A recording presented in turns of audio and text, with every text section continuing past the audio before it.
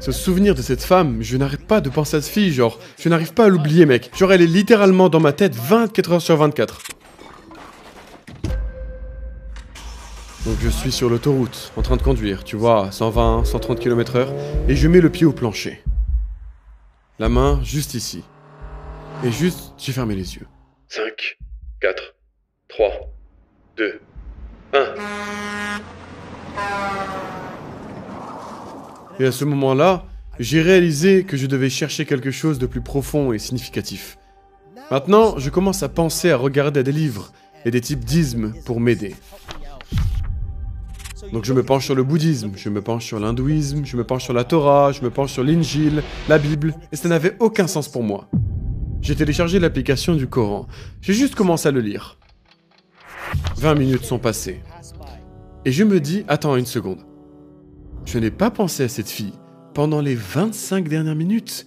C'est incroyable! Et puis je tombe sur ce verset. Comment est-ce que ça savait ça? C'est impossible qu'il sache ça. Comment est-ce que ça savait ça? Assalamu alaikum, frère SQ. Merci beaucoup d'avoir accepté notre invitation. Nous sommes très heureux de vous avoir avec nous. Je veux commencer par demander qui est le frère SQ. Pouvez-vous nous parler brièvement de votre vie? La façon dont j'aime me décrire, juste un orphelin du Bronx, un gars vraiment ordinaire, des débuts modestes.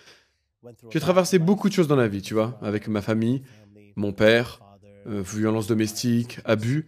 Je suis en fait un réfugié. Les gens ne le savent vraiment pas, parce que mon père, subhanallah, était très violent envers ma mère et envers nous, moi et mes sœurs, juste moi et mes sœurs, subhanallah. Les abus n'ont fait qu'empirer de plus en plus, au point où nos vies étaient en danger. Un jour, alors qu'il dormait, nous nous sommes enfuis. Tu vois, je suis arrivé à New York le 10 septembre 2001, quelques heures avant le 11 septembre. Et non seulement je ne savais pas ce qu'était le 11 septembre, mais ça a complètement changé ma vie. Tu vois, si tu étais brun et que tu étais un peu différent, tu allais te faire moquer, tu allais te faire harceler, tu allais tout subir. Genre, je me souviens du premier jour d'école, tout le monde me disait « Yo, où est le Ben Laden ?» Tout le monde était ignorant, c'était des enfants, tu vois. Ils ne savaient pas que ce que leurs parents avaient entendu et ce que les infos disaient, et l'islamophobie à l'époque était terrible. Si tu penses que c'est mauvais maintenant, à l'époque c'était juste de l'ignorance. Et j'ai associé ça à l'islam.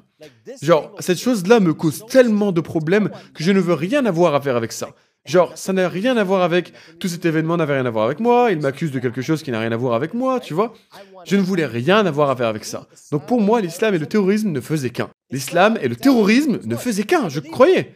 Oui, les musulmans sont des terroristes. Même si tu étais musulman. Oui, je le croyais. Donc, en tant qu'enfant, en voyant ça en grandissant, je ne voulais rien avoir avec l'islam. Les gens me demandent d'où je venais, je leur disais que j'étais portoricain. Les gens, je leur disais que j'étais dominicain, je leur disais que j'étais mexicain, peu importe. Mais je ne leur disais pas que j'étais pakistanais. À New York, nous avons des détecteurs de métaux dans nos écoles. Je sais que c'est un peu bizarre. Donc je m'assurais que je n'avais rien sur moi du tout. Pourquoi? Parce que si je sonnais, j'allais entendre « Yo, il a une bombe !»« Yo, terroriste !» C'était mon surnom.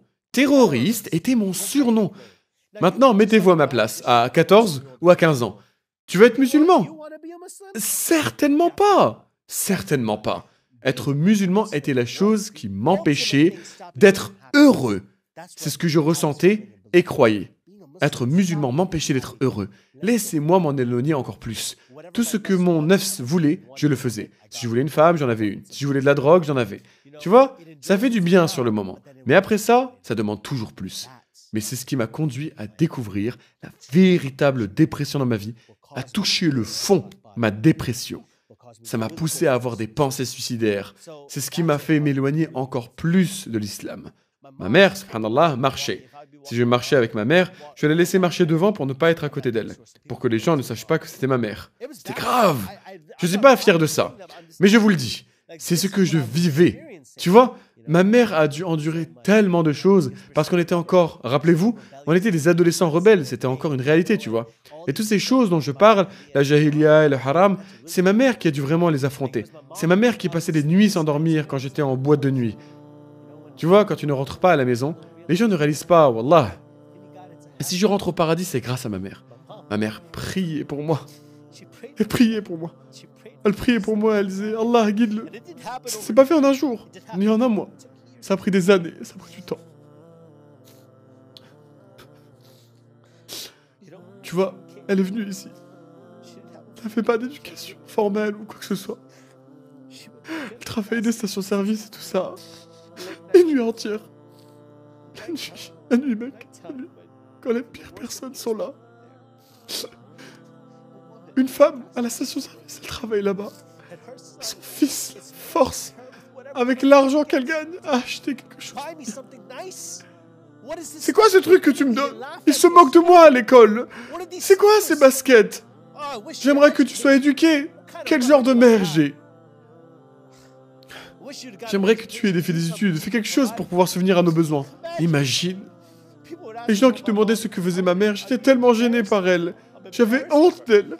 Regarde ce qu'elle a fait, elle ne peut même pas nous offrir un toit. A'udhu billah, quel genre de fils j'étais. Quel genre d'état d'esprit avais-tu à cette époque? Et peux-tu décrire ton expérience? Et étais-tu vraiment heureux avec ce mode de vie? Finalement, j'ai eu l'impression de rencontrer la femme avec qui je voulais être. C'était elle, tu vois. Mais le problème, c'est qu'elle avait un petit ami. Mais alhamdoulilah pour elle, qu'Allah la guide et bénisse où qu'elle soit, qui qu'elle soit, tu vois. Parce que c'est ce qui m'a permis de revenir à l'islam. Parce qu'après notre rupture, parce que j'avais développé tellement de sentiments pour elle, mes sentiments étaient si forts que je me disais, quand vas-tu quitter ce mec? Jusqu'à ce que mon cœur soit trop impliqué. Et je me disais, je dois mettre fin à ça. En tant que Towards Eternity, nous avons besoin de votre soutien. Nous sommes une organisation caritative qui vise à répandre le message de l'islam à travers le monde en 10 langues. Avec votre soutien, vous pouvez aider les gens à se convertir à l'islam, à abandonner les harams, à commencer à prier, à porter le hijab, à apprendre à lire le Coran, etc.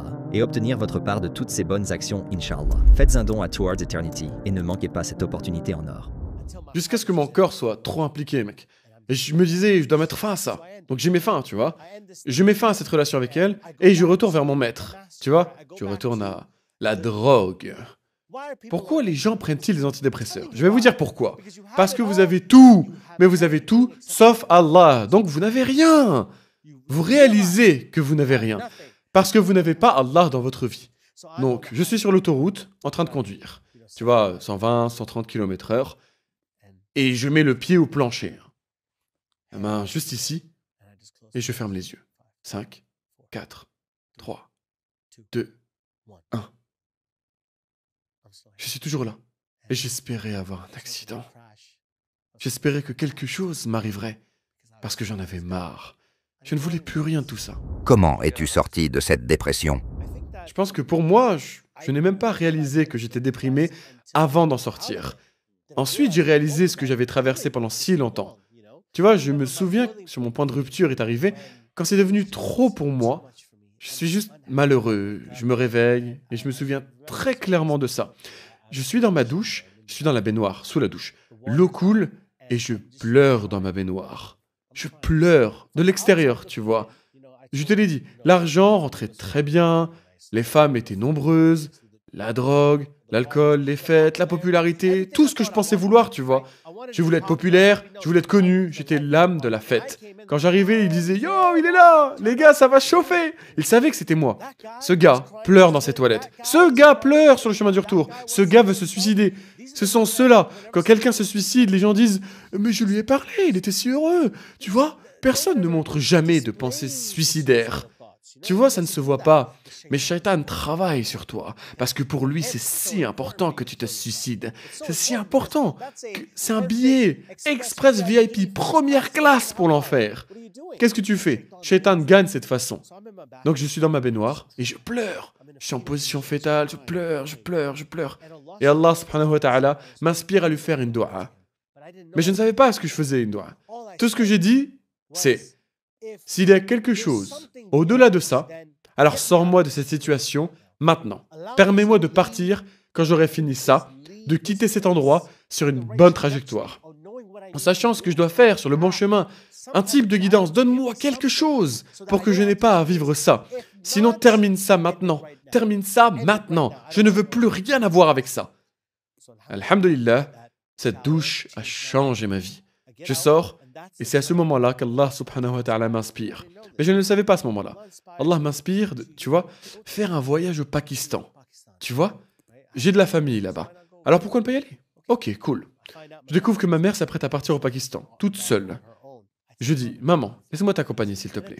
Et c'est à ce moment-là que j'ai compris que je devais chercher quelque chose de plus profond et significatif. Donc maintenant, je commence à penser à consulter des livres et des types d'ismes pour m'aider à réfléchir et commencer à naviguer cette tempête que je ressens. Parce que maintenant, je commence à identifier que ce n'est pas normal, que quelque chose de plus profond. Donc le premier livre que j'ai commencé à consulter, ça s'appelle Le Secret. Cette manifestation, cette énergie positive, pensée positive, ce sera positif, n'est-ce pas? L'univers. Aide-moi univers, j'ai fait appel à l'univers, j'ai cherché des signes avec le vent souffle, c'est un signe. Genre, de quoi tu parles? Donc je savais qu'il y avait des failles. Parce que même si je lisais, ma dépression ne disparaissait pas. Mes pensées sur cette femme ne disparaissaient pas. Au contraire, elle revenait sans cesse, remontait à la surface, et je devais absolument m'en sortir. Un jour, je vais à une librairie, et je tombe sur un livre sur le bouddhisme. Et elle commence à parler des 7 principes du bouddhisme, des lois du bonheur et ce genre de choses. J'essaie de vraiment pratiquer ces techniques de médication. Mais comment peux-tu juste fermer les yeux et essayer de te débarrasser de toutes ces pensées en pensant, en respirant et en pensant, en te concentrant sur tout ça? Mais ça ne disparaît pas, parce que ça continue à t'envahir. Tu penses que tu dois juste penser positivement, ça ne marche pas. Et à ce moment-là, j'avais aussi une Bible, et j'ai commencé à lire la Genèse, et tous ces livres aussi. Donc même si je les lisais, j'y voyais des failles, mais en même temps, ça ne faisait rien à mon cœur. Vraiment pas. Ça ne me sort pas de cette dépression que je ressens, ce souvenir de cette femme, cette fille à laquelle je n'arrête pas de penser. Je n'arrive pas à sortir de la tête, mec. Elle est littéralement dans mon esprit 24 heures sur 24. À ce stade, j'ai abandonné. J'ai abandonné. Je me suis dit, c'est n'importe quoi, tout ça. Le bouddhisme, quelqu'un a écrit ça, les gens veulent juste contrôler tout le monde. Et la religion, c'est du faux, c'est ça. C'est là que mon esprit est né. Donc à ce moment-là, je suis au Pakistan. Et tout à coup, le ramadan est dans quelques jours. C'est le moment de commencer le jeûne, et ma mère vient me voir et elle me dit « Écoute, le ramadan va commencer et tu vas jeûner. Mais essaye d'y inclure les prières, parce qu'Allah n'a pas besoin que tu te prives de nourriture. Il n'a pas besoin de ça. Essaye d'inclure la prière et essaye de prier. Parce que si tu veux vraiment que ce soit efficace, alors prie. » Maintenant, je ne sais pas comment prier. Ma mère m'a dit ça, et en fait, ça touche un peu mon cœur. Et je prie comme je pense qu'il faut prier. Enfin, comme je pensais qu'il fallait prier pendant le jeûne, c'était les premiers jours du ramadan. Et je télécharge l'application du Coran sur mon téléphone. Je n'ai pas de livre, tout le monde. Je suis allé dans les librairies, j'ai acheté des trucs, là je me suis dit, je vais juste télécharger l'application. Et après la prière, j'ai commencé à le lire. Juste les bases, Surat al-Fatiha, au début je regarde juste, je fais défiler, oh, il y a beaucoup de chapitres ici. D'accord, il faut bien commencer quelque part. Je commence al-Fatiha et je la lis, tu vois. Juste en anglais, je ne savais pas lire l'arabe. Je lis, je lis, je lis. Ok, je passe à la suivante. Surat al-Baqarah, je la lis. Je me dis, ok, waouh, 20 minutes sont passées. Et je me dis, attends une seconde. Je n'ai pas pensé à cette fille pendant les 25 dernières minutes. C'est incroyable! Tu dois comprendre, mon frère. C'était une révélation pour moi. Je ne pouvais pas tenir plus de 5 minutes sans que cette fille ne revienne dans mon esprit, me distrayant de tout ce que je faisais. Je me dis, attends une seconde. C'est bien! Et wallah, j'utilisais le Coran, a'oudhu billah. Juste pour mon propre bénéfice, pour oublier cette fille et ne pas lui penser à elle. Je l'utilisais pour me distraire de mes pensées sur elle. C'est tout ce pourquoi j'utilisais le Coran. Le Coran était un moyen de me distraire de mes pensées sur cette fille, de mes pensées sur mon ex. Je l'utilisais juste pour ne pas penser à mon ex. Donc je le lisais comme si j'avais trouvé la solution. Je l'avais trouvé, j'avais trouvé la solution. Pendant ce temps, l'adhan retentissait. Tu vois, c'était l'heure de la prière, je priais comme je pensais qu'il fallait prier, et je commençais à être excité. Je lisais le Coran, j'étais comme ça. Pourquoi ? Parce que à chaque fois que je ne lisais pas le Coran, ma dépression revenait. Mon ex revenait dans mes pensées, elle était toujours au premier plan de mon esprit, et ses sentiments revenaient. Je me disais non, je dois recommencer à lire le Coran. Bref, j'étais assis, les gens parlaient tout ça, je ne les écoutais même pas. Je lisais juste mon Coran, je le lisais uniquement dans le but de ne pas penser à elle. La traduction, n'est-ce pas? Traduction du Coran. Je utilisais la traduction du Coran juste pour oublier mon ex. Donc je le lis, mais pendant que je fais ça, Allah subhanahu wa ta'ala ouvre lentement mon cœur. Parce que je le lis toujours, tu vois. Je suis toujours un être humain, avec un intellect, qui peut comprendre un peu, tu vois. Et tout ce qu'Allah veut que je comprenne de cette traduction anglaise du Coran, je me retrouvais à lire un verset. Et je lisais ce verset, puis je commençais à y réfléchir. Qu'est-ce qu'il veut dire par là? Que signifie ce verset? Je décrochais en y pensant. Je regardais mon téléphone était... L'écran s'éteignait. Tu vois, comme quand tu laisses ton téléphone inactif trop longtemps.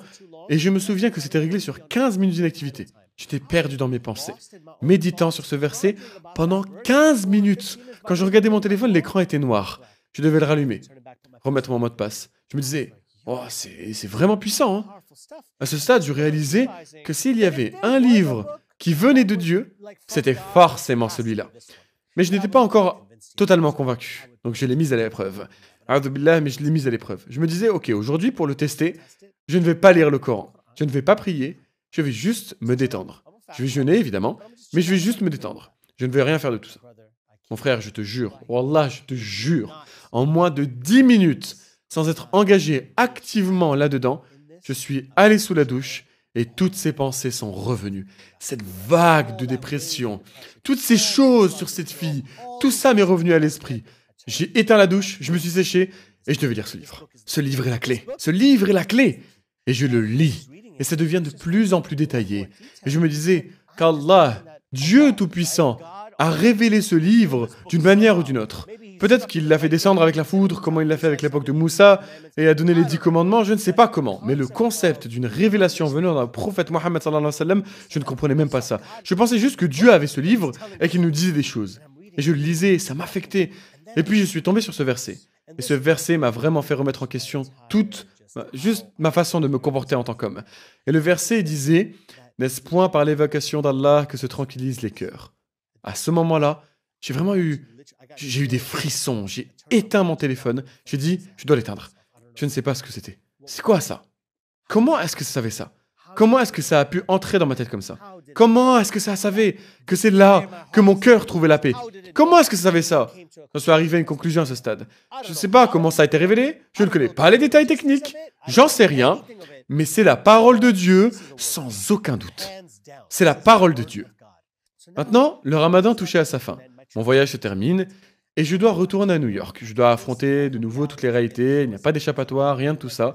J'ai tellement lu le Coran et maintenant je vois tout ce dont il parle, toutes ces choses sur l'alcool, toutes ces choses sur l'intoxication, toutes ces choses sur la zina. Je me dis, attends une seconde, tu comprends que je suis au Pakistan pendant environ 1 mois et demi, tous mes amis sont excités de me revoir et dès que j'atterris, ils veulent me payer des verres, ils essaient de me faire fumer, ils essaient de m'emmener voir des femmes, ils veulent faire la fête. Et là, je me dis, je dois me faire des promesses, d'accord? La première promesse, c'est celle-ci. En rentrant, je n'abandonnerai pas cette prière. Cette prière, je ne sais pas ce que c'est, mais il y a quelque chose de puissant dans cette prière. Ensuite, je n'abandonnerai pas la lecture du Coran. La traduction, je ne l'abandonnerai pas, parce que j'ai lié ces deux choses ensemble pour m'aider à oublier cette fille et sortir de ma dépression. Allah, aide-moi juste. Je ne sais pas ce que je devais faire. Je reviens, les gens sont excités de me voir, ils veulent m'emmener en sortir, ils veulent faire toutes ces choses. Je vais les voir et ils disent « Oui, on va te défoncer et tu vas fumer, t'inquiète frérot, viens. » J'y vais et ils disent « Allez, prends ton shot. » Ils me le versent, tous ces shots à 3, 1, 2, 3. Et je suis juste là. Yo, je peux pas.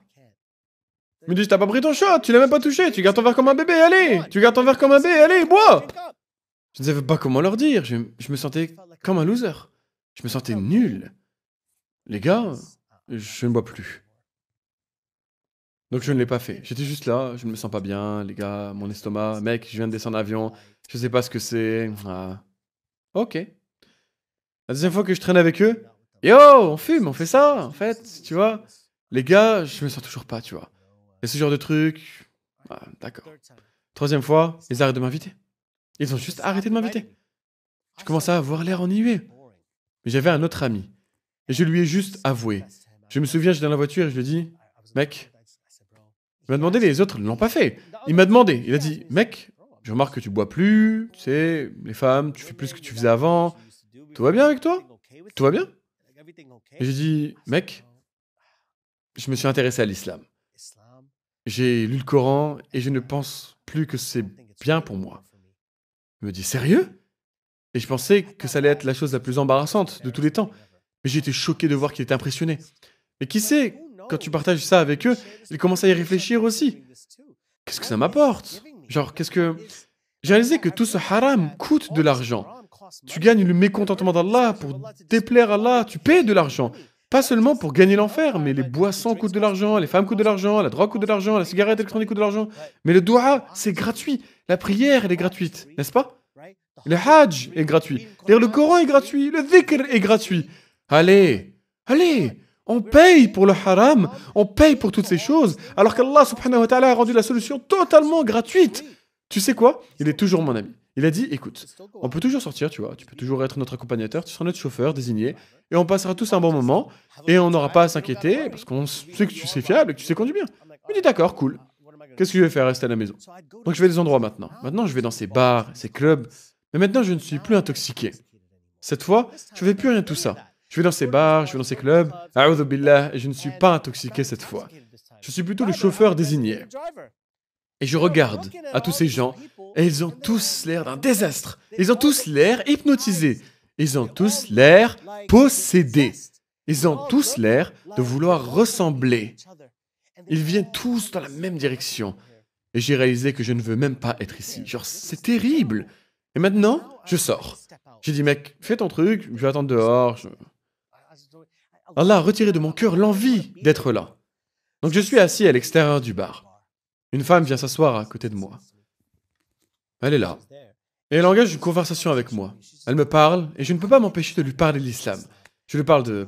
J'ai dit, j'ai lu sur ce sujet, ça parle du jour du jugement, il y a un paradis après ça, et quand on meurt, on peut aller au paradis, tu vois, et on peut sortir de tout ça, et c'est une chose magnifique, et il y a un créateur, et il est unique, et on retourne vers lui, et il nous bénit dans cette vie, et il nous teste, et toutes ces choses comme ça.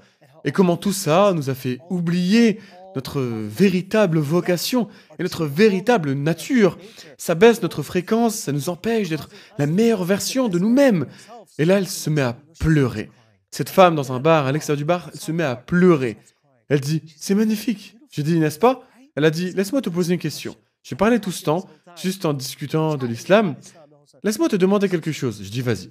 Elle dit, tu crois en ça, pas vrai? J'ai dit, oui. Et elle a dit, qu'est-ce que tu fais ici? Tu sais ce que je lui ai dit? Je sais pas. J'ai juste dit, je sais pas. Et elle a dit, tu n'as pas ta place ici. Tu n'as pas ta place ici. Et c'était la dernière fois que je suis allé dans un bar. Et j'ai réalisé qu'Allah avait mis dans mon cœur que ce n'était pas ma place. Je voulais juste rentrer chez moi et lire le Coran, c'est tout ce que je voulais faire. Lire la traduction du Coran, continuer et tourner la page sur cette femme. C'est quand ces moments ont commencé à arriver que j'ai réalisé, tu sais quoi mec, cette vie que je mène mérite et nécessite un changement. Si je veux être sur ce chemin, je dois être entouré de gens qui pensent comme moi et qui veulent aussi atteindre ce chemin. Je ne savais pas que ça existait jusqu'à ce que je commence à aller à la mosquée, à rencontrer des gens qui pensaient comme moi et qui croyaient aussi en ces choses. Je me dis, oh, c'est parfait!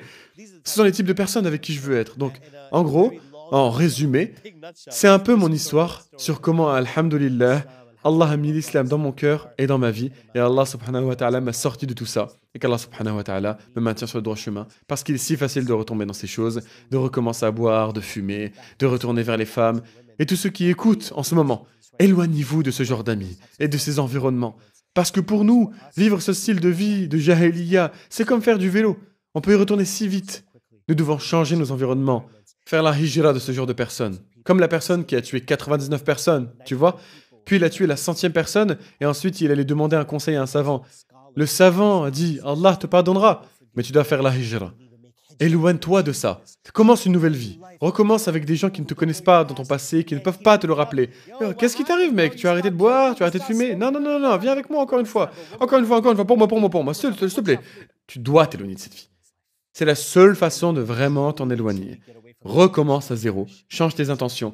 Établis une connexion avec Allah subhanahu wa ta'ala, fais des promesses avec toi-même et retourne vers Allah subhanahu wa ta'ala. Et wallah, ça sera difficile. Mais Allah rendra les choses faciles. Inch'Allah. Alors, quel est devenu le but de ta vie ensuite? Ensuite, tu as commencé à donner des dawas de manière rigoureuse. Et peux-tu nous parler de ces jours-là aussi? C'est comme si tu avais quelque chose que tu aimes et adores. Et tu ne peux pas t'arrêter d'en parler, tu vois. C'est naturel quand tu aimes quelque chose, on fasse des recherches à ce sujet. C'est notre fitra que quand on se soucie de quelque chose, on en apprend plus. On apprend les profondeurs et les détails et les tenants et aboutissants parce qu'on l'aime. Quand j'ai commencé à apprendre sur l'islam, j'ai juste... Alhamdulillah, mashallah. Par la permission d'Allah, il a simplement mis cet amour dans mon cœur. J'ai commencé à l'aimer parce que je sais à quel point c'est pratique et efficace. Parce que personnellement, l'islam m'a sorti de ma dépression. Ça m'en a sorti. La traduction du Coran, la lecture du Coran, ça m'a sorti de ma dépression. Je sais à quel point c'est puissant, par expérience personnelle.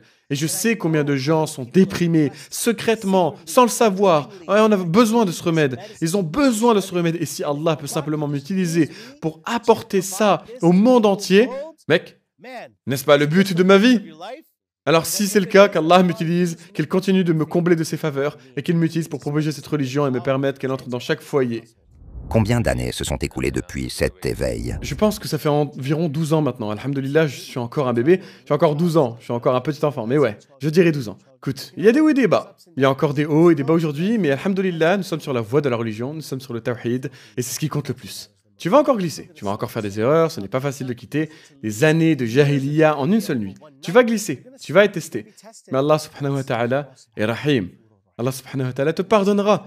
Donc à tous ceux qui traversent cette phase de jahiliya et qui s'en sortent, tu pourrais glisser, mais Allah te pardonnera. Shaitan te convaincra qu'il ne le fera pas. Shaitan te dira que c'est fini pour toi. Mec, t'es un hypocrite, tu es un mourafiq. Mais non, Allah subhanahu wa ta'ala aime les pécheurs qui se repentent. Alors repens-toi auprès d'Allah. Il s'occupera de ça pour toi. Merci beaucoup d'avoir partagé ton histoire, sincèrement. Nous avons beaucoup appris de toi. Nous avons vraiment été inspirés par ton histoire. Qu'Allah te récompense pour tout le travail que tu as accompli pour cette Ummah. Je t'en prie, merci beaucoup. Et merci à tous d'avoir regardé. Qu'Allah vous bénisse tous, qu'Allah subhanahu wa ta'ala vous élève davantage, qu'Allah subhanahu wa ta'ala vous récompense cette chaîne, parce que je l'adorerai vraiment. Assurez-vous de vous abonner à cette chaîne.